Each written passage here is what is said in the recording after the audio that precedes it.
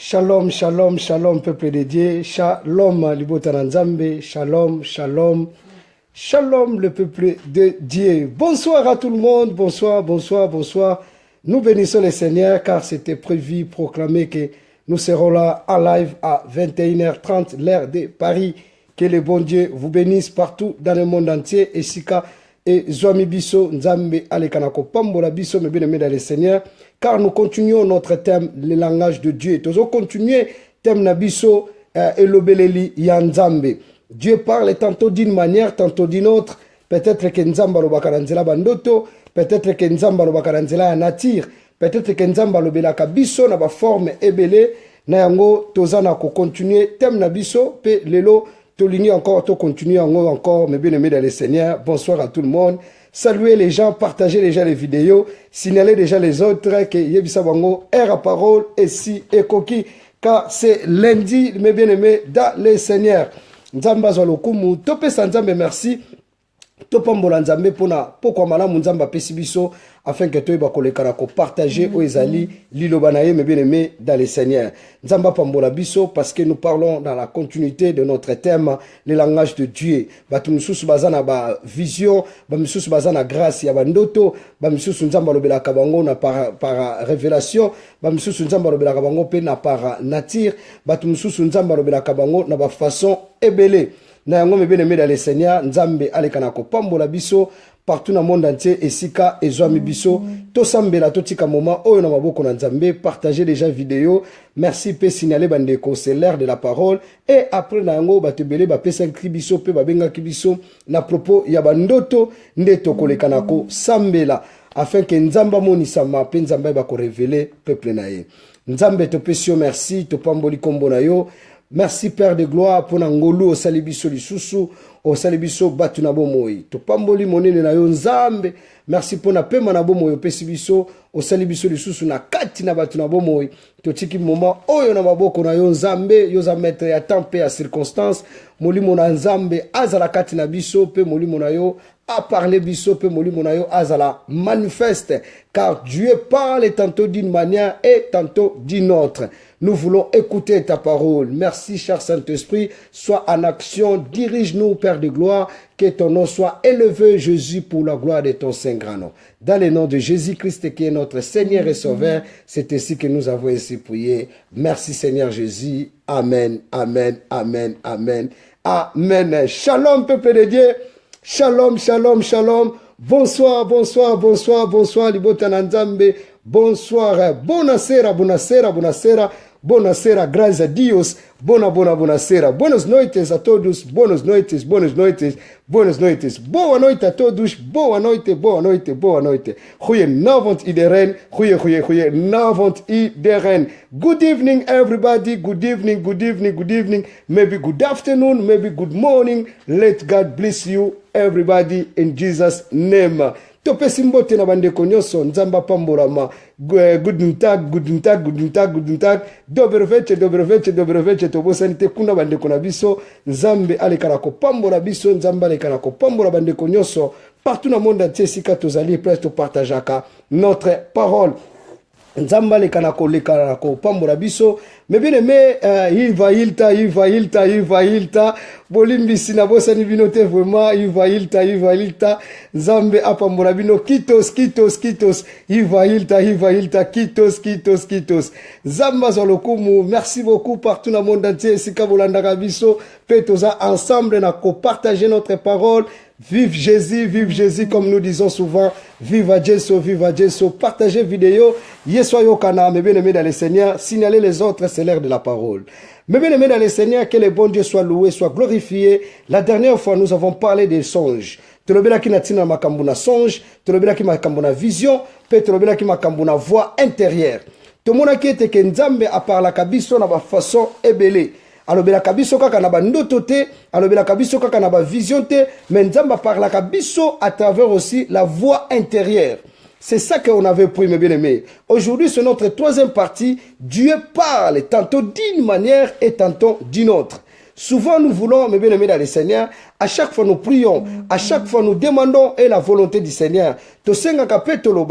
Mais tozalaka ete ke biso kaka tolinga tolobela nzambe nzambe nalobi boye nzambe esalelanga boye nzambe ezongisilanga boye nzambe esala boye nzambe ezongisilanga boye me tomakaka eloko oyo ke toyoka nzambe mebeleme. Or que Dieu nous parle, mes bien-aimés dans le Seigneur. Nzamba parle kabiso, Nzamba lobela kabiso. Que Dieu vous bénisse partout dans la Suisse. Kuna place bozora na biso kuna ma sœur Iberge. Que Dieu vous bénisse. Nzamba pambola bino vraiment ebele. Merci pour na koyebi sabandeko que c'est l'heure de la parole. Soko partager vidéo yesu akoyokana partout. Alors, eloko nini ezo sala biso bana na Nzambe que to comprendre la voix de Dieu. Pourquoi? Parce que la Bible nous dit ceci et place totangaki dans 1 Corinthiens chapitre 6, 12. Tozana ba dons spirituels. Et ces dons spirituels, ces 9 dons spirituels, les a divisés dans 3 parties. Tozana ba discernement, la prophétie, don de miracle, tozana ba don oyo nzambe ate katina biso. Et tolobelaki le fruit de l'esprit na Galate. Peut tolobela les armes spirituelles. Toutes ces choses, mes bien-aimés dans le Seigneur, yangwana ezo sala ke ba élément oyo mwana na nzambe sokaza nango ako comprendre la voix de Dieu. Akoyeba ko comprendre rapidement la voix de Dieu. La langage de Dieu est simple. Nzamba parla kabiso na ba façon ebele. Mais eloko esala kabiso mes bien-aimés dans le Seigneur, na yebite so to ko ba distraction ou bien manque ya discernement. Nous arrivons dans l'état mes bien-aimés batebele lelo na langage komikaka tokeba tozana ba signe de temps de la fin. Tozana ba signe de temps de la fin, mais ce totangi na 2 Timothée chapitre 4, na 2 Timothée chapitre 3 verset 1 à 5 au moment ba hotel sabiso eteke sachant que le temps est difficile mes bien-aimés. Tokokoma na temps moko ba tubakozala na temps difficile. Na yangwana nde pesa parmi ya ba éléments o ezo sala peke ba temps de la fin. Nani azana kati ba makambo na balobeli na 2 Timothée chapitre 3 verset 1 à 5, notez Peta Moussousou Kotanga, Moko Nandako. Merci beaucoup, que le bon Dieu vraiment vous bénisse, papa bienvenue, Nzamba Pambolabino, Kuna Esika Boza, Kolandabiso, partout vraiment, na anémance. Tout ça, le langage de Dieu, mes bien-aimés dans le Seigneur. Nzambe azanaba forme belé oyo alobela kabana nae. Nous sommes dans le livre de Job chapitre 33, verset 14. Dieu parle tantôt d'une manière et tantôt d'une autre. Dieu peut nous parler à travers des songes. Dieu peut nous parler à travers de la vision. Dieu peut nous parler à travers par la voix intérieure. Ne esika tosukaki mukolowana yangwana.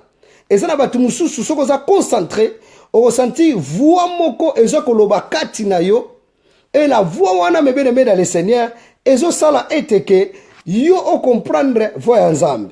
Au moment où on que voix moko lobe na ngana sala boy na sala kité. Voix moko lobe na ngana zongisa boy na zongisa kité. Voilà un peu nzamba zala ba forme belé oyo alobela kabiso. Alors na mystère ndoto tolobaki ndoto na ndoto ezana influence. Ndoto na ndoto ezana ndenge eyaka. Ndoto na ndoto ezana manifestation nango. Ndoto na ndoto ezana na yebite langage nini oyo vraiment ko kozala exact poto pesa signification ya ndoto na ndoto. Au senti ndoto mususu ezalaka trop triste. Eza pena ndoto moko pena ya mawa makasi. Et ndoto mususu au sentir ezalaka joie. Au sentir au mona tamsu mutalalaki mais azo seka pena réalité. Ndoto mususu au sentir ya bitumba mutazo kimambangu papa bazolande ala mukipe donc ndoto na ndoto ezana influence na yango. Alors na kati ndoto nzambe pa ko pe kolobela yo. Alors, tolobaki eteke zala batu mususu pe oyo peke nzamba pesi bango ba don ya ba ndoto pe ya ba vision baza kolota omona pe likambo bango pe esalami. Mais toyaki ko zoloba na Ecclésiaste 5 Bible lobi eteke par le multitude de sons, par le multitude de pensées peut aussi affronter un songe. Na kokanisa mingi pe ekoki pe kobotela yo bandoto. Wana ezalaki un peu révision pe toyaki kolobake Dieu nous parle à travers par la voix intérieure. Nzamba lobela kabiso na voix intérieure. Et bonsoir, que Dieu vous bénisse. Merci beaucoup malgré un retard. Nzamba pambolabino vraiment partout place bozali. Yeba koyebi sabande conseiller de la parole peut partager vidéo Yesu ayokana partout. Alors ce soir, j'aimerais partager ensemble avec vous mes bien-aimés dans le Seigneur. Tolingi to parler, Dieu nous parle par nature. Donc nzamba lobela kabiso pe na nzela ya nature. Yangwana ngana sepelaka koloba pe na zongelaka car la révélation de ta parole m'éclaire. Mais bien aimé, nzamba lobaka kakate na nzela bandoto, nzamba lobaka kakate na nzela na vision, nzamba lobaka kakate na nzela ya voix intérieure. Dieu parle aussi à travers de la nature. Lorsqu'on a parlé de la vision, mes bien-aimés, vision eza eloko oyo mutu azui, mes bien-aimés, mutu na kati, parce que lelo na tête ozali, tobaki to parler vision la deuxième partie. Mais tozo bakisana no na balangage nzambe, parmi balangage nzambe, nzamba lobela kabiso pe à travers ya nature. Donc, tozo zwa Acte chapitre 11 verset 6 tu na verset 7. Exode chapitre 3, on a écouté ça vraiment sous un bon exemple. Exode chapitre 3 verset 1. Totanga to confirmer la parole, que Dieu vous bénisse, merci beaucoup. Nzambe ale kana kopambo na bino. Tozwana nous chapitre ya Exode chapitre 3 verset 1. Exode yeyo. Exode ezalaka na sima ya livre ya Apocalypse na Bible ya ngana yo wana. Exode ezala na sima livre Apocalypse. Banda koluka na sima livre Apocalypse. Viva Jésus, viva Jésus, viva Jésus. Que le bon Dieu vous bénisse. Exode chapitre 3 verset 1. Awa tozomona l'histoire. Il y a Moïse lorsqu'il faisait azalaki pasteur lokola ya beau-père naye. Donc tomoni na Exode ne esika na Exode chapitre 3 verset 1 jusqu'à verset 3 ne esika l'apparition ya Nzambe abimelaka Moïse à travers ya buisson ardent. La Bible dit ceci, Moïse faisait paître les troupeaux de Jéthro son bon père. Sacrificateur de Mandia, il amena les troupeaux derrière le désert, il vint à la montagne de Dieu à l'Horeb. La Bible dit ceci, l'ange de l'Éternel apparut dans une flamme de feu au milieu d'un buisson. Moïse regarda et voici le buisson était en feu et le buisson ne se consommait point. La Bible continue, la Bible dit ceci, Moïse dit, je vais me détourner pour voir quelle est cette grande vision et pourquoi le buisson ne se consume point. La Bible dit ceci dans le livre de toujours Exode chapitre 30, Exode 3, verset 7. Exode 3, 7. L'Éternel dit, j'ai vu la souffrance de mon peuple en Égypte. Donc voilà un peu, merci beaucoup de nous aider, maman patience, nzama pambolayo. Balobi, merci na moni souffrance, il y a mon peuple. Donc Dieu a parlé à travers d'un buisson d'ardent. Donc nzamba lobi na nzela na nzete. Donc Exode chapitre 3 verset 1 tina verset 7. Nete comme on a histoire et place nzamba zoloba. Donc nzamba bimeli Moïse na nature. Donc na eloko oyo yemoko nzamba keli. Donc Dieu parle tantôt d'une manière, tantôt d'une autre. Donc nzamba za na ba langage ebele mais bien aimé dans le Seigneur. Mais awa tozo komona ke nzamba ye koloba na nzela ya nature. Et souvent biso tomona akaka ke nzamba ko kolobela biso na nzela na ndoto. Nzamba ko kolobela biso na nzela na vision. O ressenti ke batu base limité esika wana. Batu bakangami esika wana. Or que nzamba za na ba langage ebele. Or que soki mutu aza concentré. Merci beaucoup. Que Dieu vous bénisse. Que Dieu vraiment vous bénisse. Que Dieu vous bénisse. Ce qui m'a concentré, à sensible, mais bien aimé dans le Seigneur, à comprendre la voix de Dieu. Donc, le langage en Nzambe est ébélé, est en ndotote, est en vision, est par la révélation, par la voix intérieure, par aussi de nature. Par nature aussi, Dieu parle. Tout en Acte chapitre 11, verset 6, tina verset. Merci beaucoup vraiment pour avoir nous aidé. Merci. Merci pour votre participation. Merci pour la bande de partager vidéo. Nzamba Pambolabino. En attendant, Tozoluka, Acte chapitre 11, verset 6 tina 7. Acte chapitre 11, Ezrakana Simaya Exode. Acte Yeyo, chapitre 11, verset 6 tina 7. La Bible dit ceci, mes bien-aimés dans le Seigneur. Na Acte chapitre 11, verset 6 tina 7. Bible Yebisibiso Boye. Il regarda, fixa, il examina, il vit quadruple de la terre, et les bêtes sauvages et les reptiles des oiseaux du ciel. J'entendais une voix qui me disait, lève-toi, Pierre, tu et mange. J'entendis une voix, mais bien aimé, voyons un peu. Donc, pardon, dans l'ensemble, il y a bandeke, ne Pierre ayoki mungongo. La Bible dit, il a entendu une voix. Mange. Donc, Nzambe alobelaka biso na ba forme ebele me bien-aimé dans le Seigneur. Dieu parle tantôt d'une manière, tantôt d'une autre. Awana Acte chapitre 11, verset 6 à 7. Dieu est en train de parler à travers de la nature. Donc, Nzambe alobela na nature. Et souvent, lorsque les gens sont limités, il y a que la Bible lobby, car la lumière de ta parole m'éclaire. Donc la lumière de Dieu est éclairée. Kolingaka ko suka kane sika mokote. Mais lingaka ke maloba na nzambe ekondaka na yo na musika. Yangwana moni na lobaka chaque fois pe na répétaka. Kozala na formule pe kozala na fond, eza deux choses différentes. Merci beaucoup maman patience. Kozala na formule pe kozala na fond, eza deux choses différentes mes bien-aimés dans le Seigneur. Alors que Dieu ne peut pas se limiter de nous parler seulement qu'à travers de songes, ni de visions et ni de par voix intérieure. Dieu parle aussi par la nature. Donc, nature. Merci beaucoup d'avoir partagé les vidéos. Merci pour la bandeko. Bozo sunga vraiment évangélisation. Bozo vraiment ko aider afin que esala ke nzambe yokana partout ndenge tolobaka. Viva Jesu, viva Jesu, viva Jesu.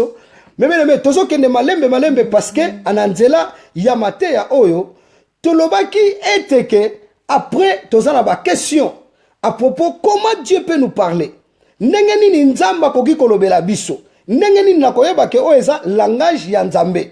D'abord, pour comprendre le langage de Dieu, mes bien-aimés dans le Seigneur, ce koza mwana na nzambe oza choisi de l'Éternel. Okokoloba mais Moïse akutana kina nzambe ndenge nini.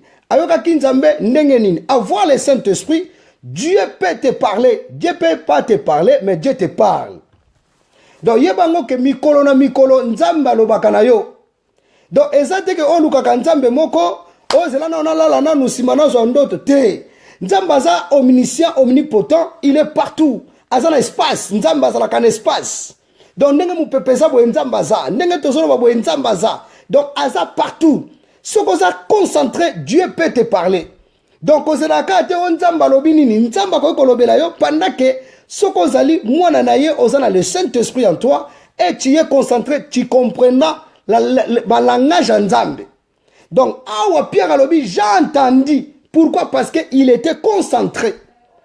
Azala qui concentré, mes bien-aimés, dans le Seigneur. Ce qui nous tue aujourd'hui, nous ne sommes pas concentrés, mes bien-aimés. Nous ne sommes pas vraiment dans le discernement et nous ne voulons pas être collaborés avec le Saint-Esprit. Et les gens pour batuka pour nzamba lo belabango, il faut na lala, et ça la batu mususu nzambe na bango na nuke, aller na buku wa seka, aller na fufu na nu, ala lisi ma ote na kena kolala pour la révélation. Non, nzamba za ka nzamba fufu te pour olala, nzamba za nzambe ya partout.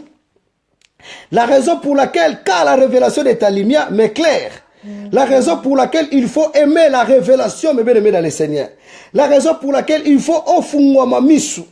Que okomanata que nzamba zana ba façon ebele, azana ba langage ebele. Le nom tout le monde a se focalisé kaka na ba signe. Mutino ce que non ba toté apocalypse, na ba signe attend de la fin. Mais ce qu'on a 2 Timothée chapitre 3 verset 1 à 5. Tangango au moment où la dernière étape tu vas comme ba irréligieux, ba fanfaron, ba égoïste. Au moment que na tango oyo bolingo ezate ba tu vas comme mitema mabe. Mais mutazo kanisa ke sino kaka ke fallait mutasala, mais or que o ezakati na bisonde ya mwana nzamba lingite. Voilà, Dieu peut nous parler à travers de la nature. Donc yebango ke soki oza mwana nzambe, oza concentré par l'esprit de Dieu, Dieu peut te parler par nature. Nango Moïse le jour là azalaki na ye ko tambusa ba brebis ya bokilo na ye Jéthro. La Bible dit ceci, à travers des buissons d'ardent, Dieu a parlé à Moïse. Ayebisi Moïse. Zonga pe baluka otala na sima. Moïse a bina kotala na sima na tala quelle est cette grande vision. Et Moïse nzamba robeli na nzela na nzete. Donc Dieu a parlé yo na nzela ya nature. Donc, keba, na tento komi, linga oza la concentré, linga oza la matière, linga oza la mukolo, pe linga oza la vie chrétienne et sa vie abana mikete. Vie chrétienne, ça bato, ça la maturité. Oh, que ce qui problème est, bah, yebi ndenge nini. Parce que, eza, vi moko lo kwa neti mutu so ake musala, ake ko so contrat, bah, yebi sakaye, ah, biso to sala ba règle ya ko suivre. Ndenge moko Yesu tango to lambiye lo kola nkolo pe mobikisi. Alors, mutu nyonso so landanga, esengela se charger na croix na ye. Donc, vie chrétien, ezaka ya kolia na komelate, selon Romains chapitre 14, verset 17, mais ezaka vie, ya sak, donc, bah, yebisio déjà. Vie chrétien, bah, yebisio que vous serez persécutés, mais ayez toujours votre regard fixé vers Jésus. Donc, voilà un peu, parce que vous avez déjà informé. Vous avez une information, peut vous avez une formation. Tu peux être informé, mais tu n'es pas formé. Tu peux être aussi formé, mais pas avoir les informations. Donc, des choses sont un peu différentes. Donc, on commence à l'informer, mais on a formé. On commence à la former, mais non, on ne peut pas informer. Mais, pour nous, on a informé, et c'est là qu'on a formé. Aïe, bah, que l'on connaît ni nazo sala. Engagement ni nazo sala. Engagement ni na koti. Parce que le confusion est commis partout. Moutazo mona ke ponzamba lobele, il faut que consulter quelqu'un. Il faut que Luka Moutou Moko Boeka Kamoni Moutonande Yende Moutase spécial. Or que ce que ça mouna Nzambe ont accepté le Saint-Esprit en toi, Dieu peut te parler. Akoka kolobela yote, akoka kolobela nanzela ya nature. Yangono moni yeso loba ki o gloire soit rendue à Dieu. Alobi atabino boko kumisa ngai te. Na ko fait ressusciter mabanga esala nini ekumisa ngai. Donc mabanga ekumisa Nzambe. Donc Nzamba lingaka montrer que biloko ngana keli nyonso ko pesa nga lokumu.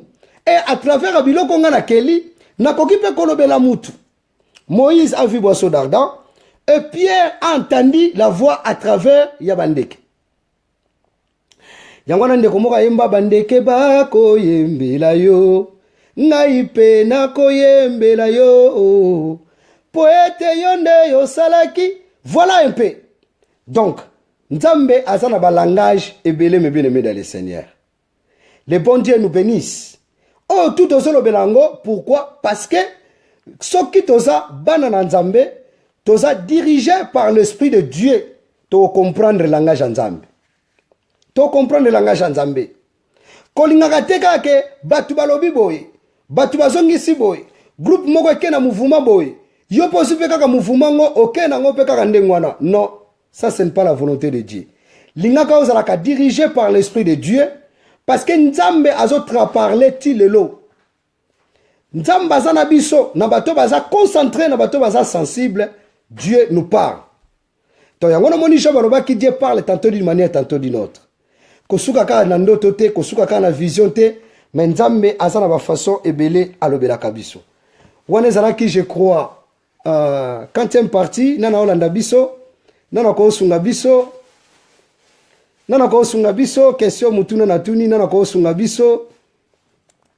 Et ça la 40e partie, Dieu parle à travers par nature. Et ça la 40e partie, ah bandeko. Nature est la 40e partie. Na bandeko ba olanda enseignement nature. Nzamba zolo bela biso na nzela ya nature. Et ça 40e partie. Oh là là là là là là là là là là là là là là là.